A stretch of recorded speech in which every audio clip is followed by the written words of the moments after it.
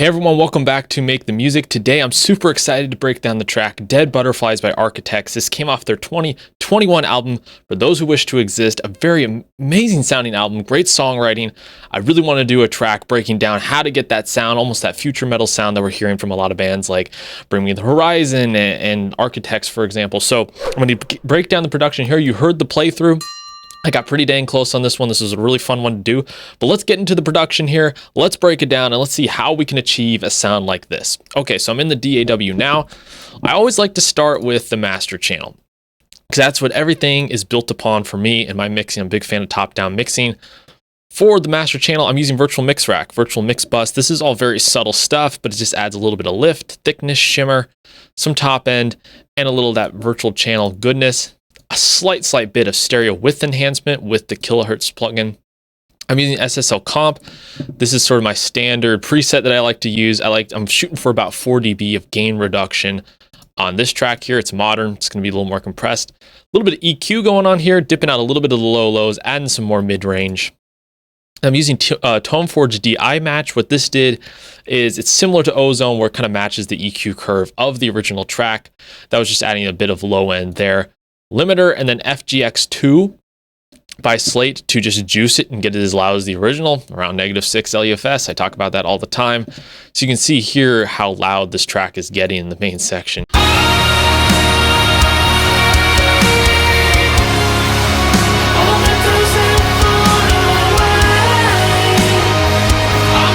As you can see, pretty freaking loud. So that's the master bus chain I've got going on there. That's what everything is being fed into. For drums, I am using Superior Drummer 3, the Heavy Rock default kit, but I heavily modified it. So for the kick drum, I'm using some samples here. This is some stuff from Taylor Larson's pack, some kick and some kick room samples. But a lot of this is the hard rock kit in Superior Drummer 3. For the snare, main snare, Taylor Larson pack. If you don't have that Taylor Larson pack, you should probably go out and get it because the drum samples sound amazing there, especially the main kick and snare. I added those in. And the toms are a couple layer toms. I added in the DWs from, I think that's like the Easy Drummer 2 kit. And these are just the toms that came in with the kit. Mostly kept the mix settings that they had, maybe added some top and low end here or there. But this is the Superior Drummer 3, I should say, kit we got going on.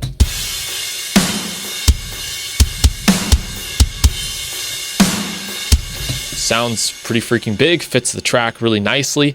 All I've got going on in the outer bus, since I did most of the mixing in Superior Drummer 3, is just the EQ plugin, adding some top. It was just missing that. So it sounds like this, especially during the intro section.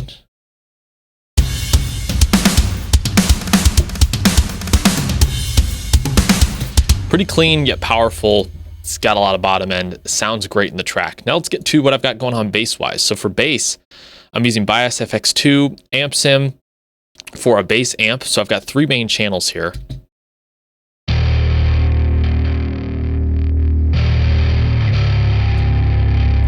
So it sounds huge, and here's why. I have a bass synth. This was just an expand patch, the Subculture patch.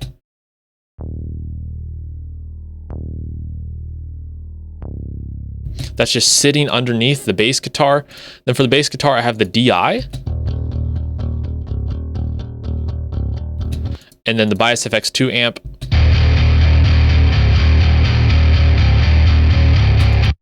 If I pull up the patch here, maybe we can take a look at the amp settings. I think there's a patch on there just called like Gnarly Amp or something. So it's kind of based on like a periphery tone almost. I was just going for that gnarly, growly, modern bass guitar tone that just helps it poke through. So this is what I'm using. And it's got a custom 5150 with like a GK 800 bass amp with some EQ on it, some drive, just helping it push. And then for mixing, I've got Virtual Mix Rack here, adding some top, a little bit of low. SSL channel, looks like I'm not really doing a whole lot with this, but maybe some filtering on some of the tracks there, adding a little 200. And then a limiter to make sure it doesn't get out of hand. So you see the limiters bringing it in by about 6 dB. If I got rid of the plugins, just adding some presence and then smoothing that out real hard. But the track sounded good, so I didn't need to do a ton of processing there. For the rhythm guitars, I did a couple different things here. I had 2 tracks, which is Jason Richardson Tone Forge. This amp sim doesn't sound great on its own, but man, it's just thick in the mix. And I find myself using it more and more. These are the rendered down stems. I just used basically what you load up the plugin, what I used. It's just super growly, mean, dirty, and fuzzy. I just love it. Bias FX2, I'm using a couple like PV5150 patches, really simple.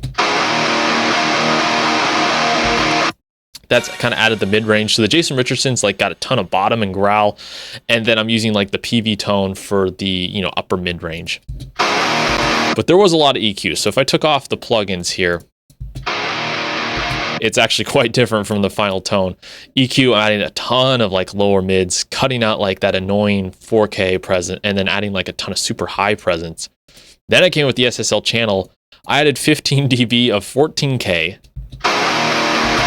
Took out like some 4K again, added some low mid. So similar to what I did with the stock EQ. However, this is a new trick I've kind of developed, which is cranking the highs and presence on an SSL and then using the Silk plugin to take out the nasty stuff. So like if I didn't use Silk, that's like kind of ear piercing. But if I add Silk back in, which is kind of supposed to be used on vocals, but I'm using it on everything lately. It's just kind of like my own personal Soothe plugin. So if you pick that up for free back in November, you really got some amazing value there. But it's filtering out stuff in the highs like this. Nasty. So that's making a big difference with the guitars. They fit really well with the bass. They're nice and wide, they're fat. That's what I have on the track. Lead guitars are basically the same. There's just like an octave track. And I think maybe I'm using Bias FX2 as an octave track and a little lead track. Same mixing approach with those. For the synths, I have a lot of synths here. I've got some pianos, which were just addictive keys patches. It's like that's during the chorus part, and there's 3 piano parts in this verse.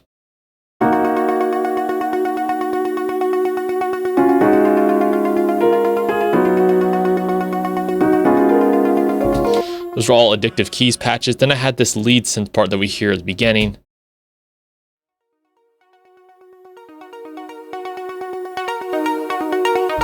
I have those fading into the intro and used a lot of automation there. So I used, it won't actually show me the preset on this, but it's the Astral Glare and the Clean Lead preset is what I used for Anna Synth 2. So pretty simple there.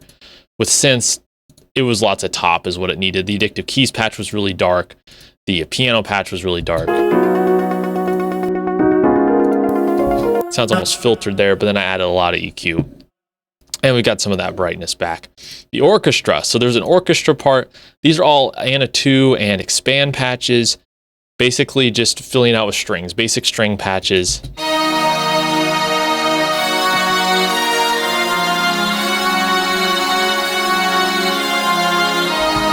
So like if you want to look at a sample expand patch, big hard strings, it's just everything in the string patches.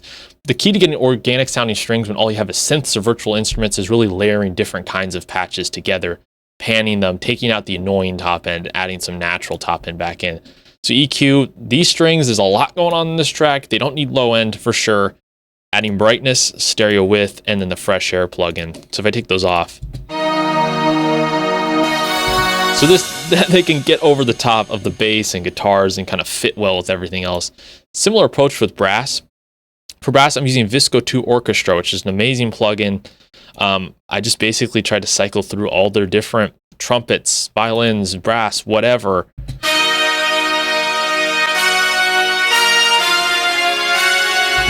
I know those sound almost annoying, but I had to really boost some of the annoying frequencies to get them to cut through. Upper mids, virtual mix rack. I think I'm adding some London saturation to kind of smooth it out a little bit, and then Valhalla Supermassive for some reverb. So if I take all this off,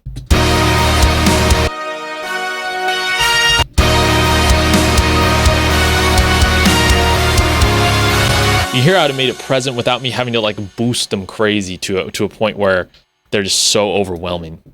So that was the brass the patches there, I should say. For vocals, this was a fun one to do. I'm gonna zoom in here so you can see what I got going on with the vocal patches here. Basically, I've got about 8 to 10 vocal tracks going on. For the verse, I had 6. pan left and right. It's a very wide sort of vocal thing we have going on in the verse. I wanna bother God. I wanna feel the ground beneath my feet. And then when I go to the chorus, I added more lows, highs, harmonies. Goodbye. That was like waves harmonies there. So the chorus sounds really full. Goodbye.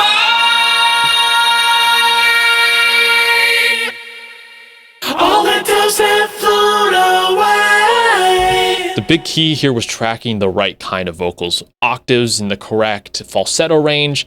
Really giving the right performances and layering it correctly was how I got the sound, and then really trying to perform it aggressively in this final pass. I must have lost myself. In terms of a mixing approach, all the tracks have a little bit of just Reaper stock compression on them. So instead of trying to clamp down compression top down, I added like some Reaper stock compression. I must have lost myself. That's doing like 9 dB there. Goodbye. That's doing closer to 3.5 to 4 there. So just a little bit of compression. I like to compress and limit in different stages with different plugins to keep one plugin from doing all the work.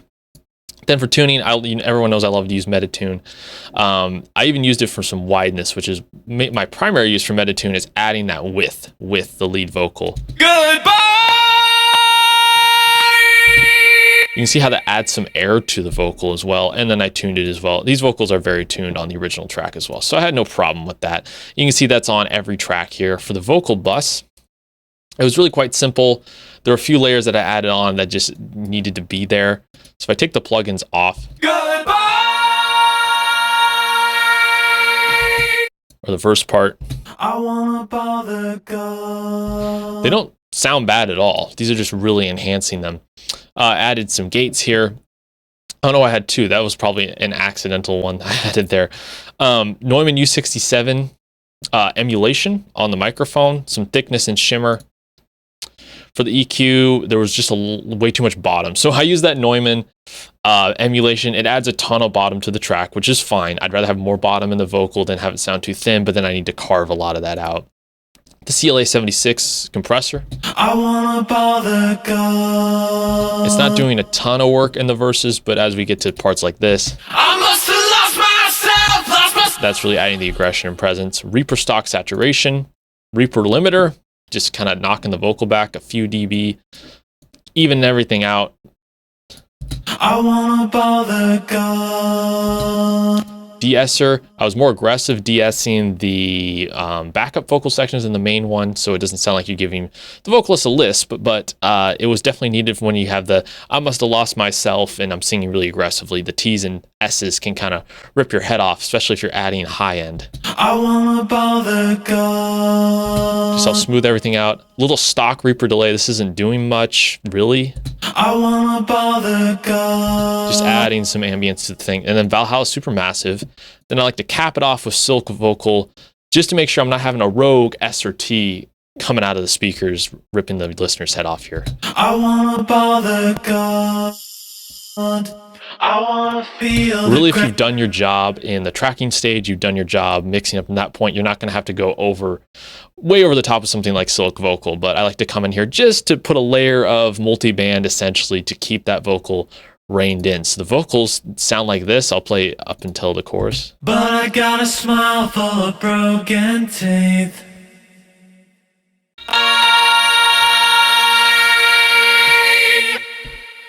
All the doves have flown away.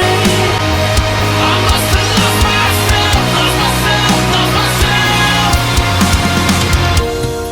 myself. There you go, and that's the breakdown of Architect's Dead Butterflies. I think I got pretty freaking close here. Let me know in the comments, how close did I get?